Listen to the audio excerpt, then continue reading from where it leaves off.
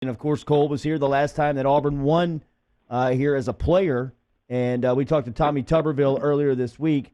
We'll get to that game and some of the memories here in this rivalry, Cole. But the instant challenge for Auburn, as T-Bob was saying, with Whitlow out and them relying so much on their running game.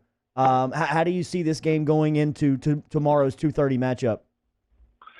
I think the run game is important for Auburn. I think it's something that they have to get going because I think it does a lot of things for you. It obviously can help you control the pace of the game if you wanted to go fast or slow. It can help you in field position. It keeps you from putting too much on your quarterback, which I think would be the best thing for Auburn to do if they're going to have a chance to win this game. They can't put this game on Bo Nix, not in Baton Rouge, in this kind of a matchup, in this rivalry. With everything that LSU's accomplished and what's on the line for them, Bo Nix can't go throw the ball 40 times in this game and Auburn expect to win. And then I think, too, it forces LSU to defend you a little bit. And if you're going to get some Seth Williams one-on-one shots, if you're going to get some double moves off play action, the run game obviously has to be there for those things to work, and that's where Auburn is best in the passing game. Will it happen? I don't know. I saw a couple of things that Florida did that I think they may have some success with. I saw some things that Auburn did late against Florida they could potentially have some success with. Yeah. But, on the flip side of that, I think Auburn's front four has to win. They have to win big because if they have to commit extra defenders to the box, even though we've seen some three-man games and even though I have seen some pressure packages the last few weeks. Utah State had a couple. Florida had a few. Yeah. And then, obviously, Mississippi State had a couple early. I mean, Joe took a couple hits early in that game. They're all coming from pressure in three-man games. And, I think you can do that. You might get a hit or two on him, but you're leaving somebody probably in man coverage, and that's where he's going to dice you up. So, and here's the thing, too. Like, everybody says, oh, you got to hit Joe Burrow. You got to get to Joe Burrow. Like, if that was Tua, I would kind of buy that. But, like, Joe Burrow doesn't take me as the kind of guy that's like peeling himself up off the ground. No.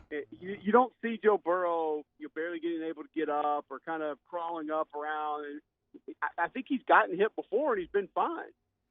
You have to force him to throw incomplete passes. So if that's removing passing lanes, if that's forcing him to change arm angles, if that's hitting him while the ball's being released, that to me is the only way that's really effective because we've seen him move in the pocket. We've seen him be accurate off platform and on the run, and we've seen him take hits and still complete passes. So it's not these people who are saying that you just have to hit him.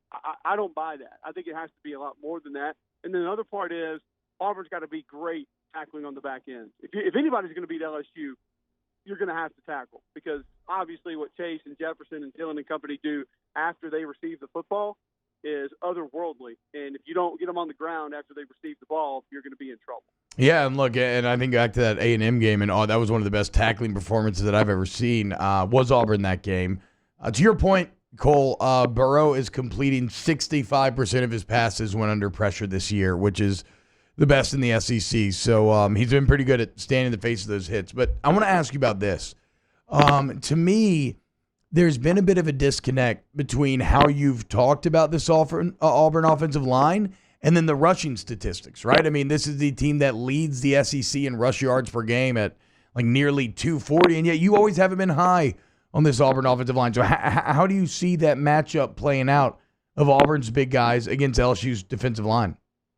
Yeah, I don't think the Auburn offensive line is great. There are probably 2, 3, maybe 4 other ones in the SEC that I would take before theirs, just based on this year's performance. Here's what they are. They're solid. Okay. You almost see zero missed assignment. I mean, they almost never miss an assignment. Okay. That's what you get when you got a couple guys that have started 3 or 4 years. You get guys that they will strain. They'll give you pretty good effort. But just talent-wise, they're not moving anybody off the ball, really. And if you get them in one-on-ones in pass pro, I've seen Prince Tega lose a couple in pass pro. Driscoll's gotten beat a few times. Mike Horton's gotten beat some. If you get the center in a one-on-one, you can bull rush him, or he's liable to get beat other ways. So they're not talent-wise going to be guys who can do a lot on their own individually, and they're not guys that are going to give you a lot of highlight blocks. But they're pretty consistent. They do their job. They understand how to get a hat on a hat, and they will strain a little bit for you. Where the majority of Auburn's rushing yards and a lot of where they've hurt people rushing the football has been on the perimeter this year. Yep.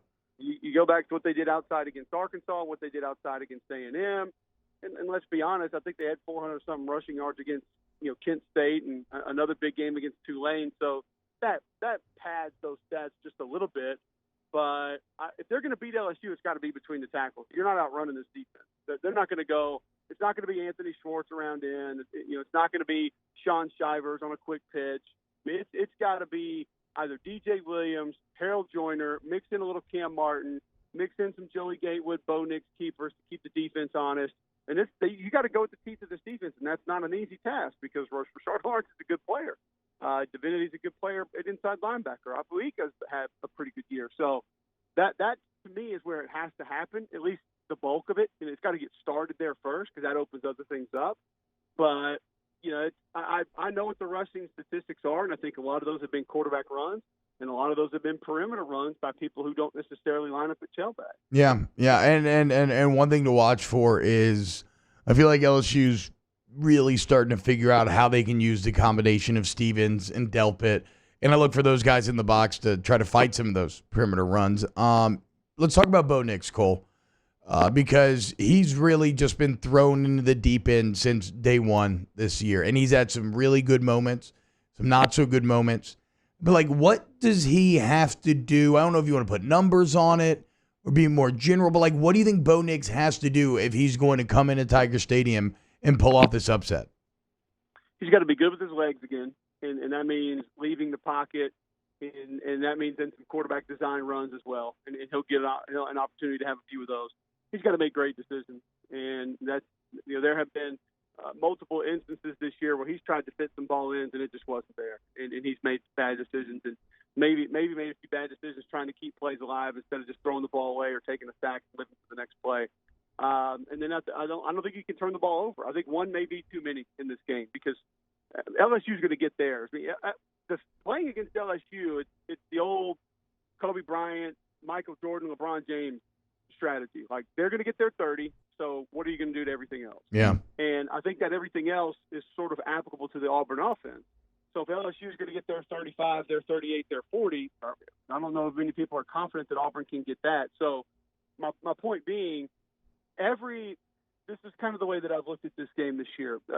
Somebody asked me yesterday, who has more pressure, the Auburn offense or the Auburn defense? I said, well, it's easy to say the Auburn defense because how good the LSU offense is, but the LSU offense is going to get theirs. Yeah. You go into this game knowing that. So at 21, 28, 35, whatever it is, but we're not confident that the Auburn offense is just going to get theirs at the same time.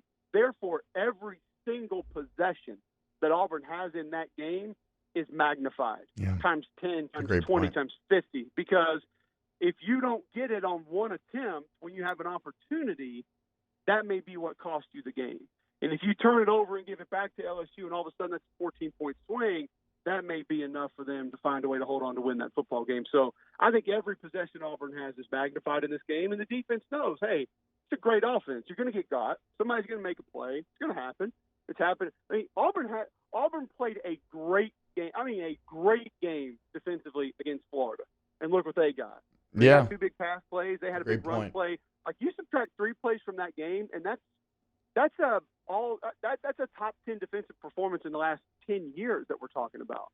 And A&M got a couple plays, but that was a dominant defensive performance. So LSU is going to get theirs. You weather that storm, you know that's coming. But because you know that, even if your defense plays great, I do think it heightens the pressure and magnifies what your offense has to do every time they have the football.